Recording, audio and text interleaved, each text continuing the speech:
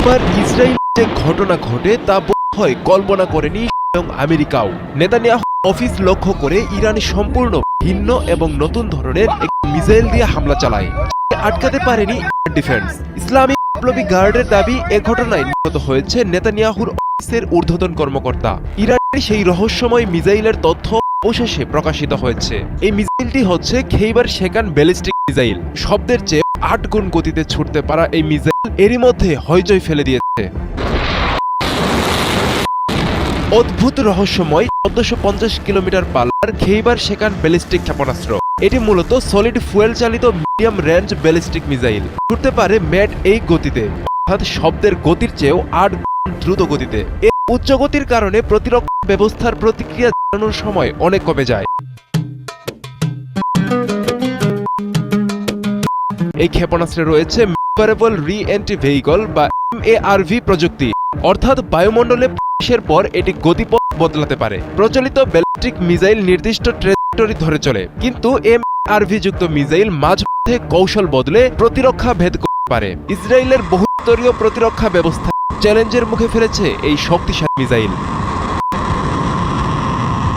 ইসরায়েলের প্রধানমন্ত্রী নেতানিয়াহুর কার্যালয় লক্ষ্যবস্তু হওয়া রাজনৈতিকভাবে গুরুত্বপূর্ণ, তবে তার চেয়েও বড় বার্তা হলো ইরান দেখাতে চাচ্ছে নির্ভুলতা ও দূরপাল্লার সক্ষমতা দুটোই অর্জন করেছে। ৪৫০ কিলোমিটার মানে ইরানের ভূখণ্ড থেকে ইসরায়েলের যে কোনো কৌশলগত স্থাপনা সরাসরি রেঞ্জের মধ্যে।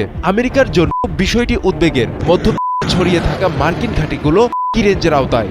ইরান ইতিমধ্যে জানিয়ে দিয়েছে তারা কেবল প্রতিক্রিয়া দেখাচ্ছে না, তারা শক্তির কৌশলগত ভারসাম্য বদলে দিচ্ছে। বিশ্লেষকরা বলছেন ইরান এখন স্যাচুরেশন স্ট্র্যাটেজি ব্যবহার করছে, অর্থাৎ সঙ্গে বহু ক্ষেপণাস্ত্র ও ড্রোন নিক্ষেপ করে প্রতিরক্ষা ব্যবস্থা ক্লান্ত করে দেয়া। এতে প্রতি ইন্টারসেপ্টরের খরচ বাড়ে আর আক্রমণকারী তুলনামূলক কম ব্যয়ে চাপ সৃষ্টি করতে পারে। ফলে দীর্ঘমেয়াদে প্রতিরক্ষা বজায় রাখা ব্যয়বহুল ও কঠিন হয়ে ওঠে। প্রশ্ন হচ্ছে, ইসরায়েল আমেরিকা কতদিন একই মাত্রার প্রতিরক্ষা সক্ষমতা ধরে রাখতে পারবে? যদি ইরান টানা কয়েক দফা একই হামলা চালায়, তাহলে প্রতিরক্ষা ব্যবস্থার উপর চাপ বেড়ে যায় বহু গুণ। সব মিলিয়ে খেইবার শেকান কেবল একটি ক্ষেপণাস্ত্র নয়, এটি একটি বার্তা।